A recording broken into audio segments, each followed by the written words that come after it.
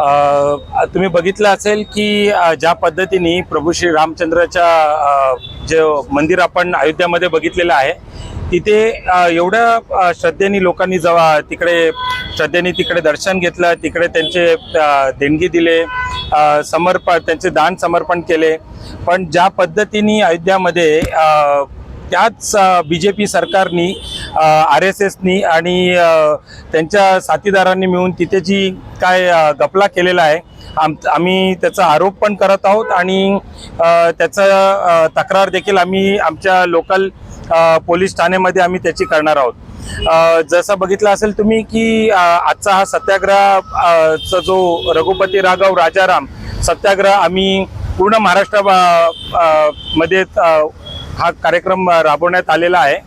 हा निषेध असा आहे की ज्यांनी जीर्णोद्धार केला, ज्यांनी पूजा केली, ज्यांनी ट्रस्ट बनवली, ज्यांनी सगळं या एका मंदिराचा इव्हेंट करून लोकांसमोर सादर केला, तेच नरेंद्र मोदी आज कुठे आहेत तर ते परदेशात आहेत. परदेशात जाऊन ते त्यांची रॅली काढतायत. तिकडे खोटीला लोक NRIsला बोलून तिकडे त्यांचा स्वतःचा ते रंगवायचा स्वतःला प्रयत्न करतायत.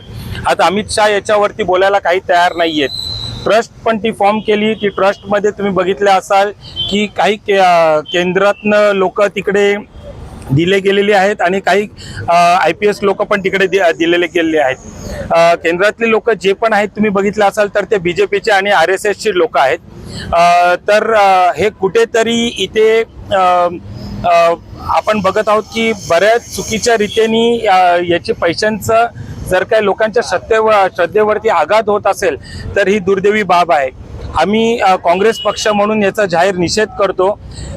400हून अधिक CCTVचं तिकडे पूर्ण श्रीराम मंदिरामध्ये तुम्ही बघितलं असेल CCTVचं फुटेजेस आहेत, पण एकही फुटेज कुठे येऊ शकलं नाही. छोटीशी कुठली बाब होत असेल तर सोशल मीडिया किती ॲक्टिव्ह होऊन जाते आणि या सगळ्या गोष्टी समोर येऊन जातात आणि लगेच एक जी नको असते गोष्टी ती पण येऊन जाते. पण आता तुम्ही बघितलं असेल सुरक्षा रक्षक असतील ते पण तिकडे काय बोलायला तयार नाही, CCTV पण दाखवायला तयार नाही. तर आम्ही या माध्यमातून सरकारचा निषेध करतो आणि इथे जी स्पेशल कमिटी आयोजित केली होती त्याचा देखील अहवाल अजूनपर्यंत आलेला नाही, तर त्याची आम्ही इकडे या मार्फत मागणी करत आहोत.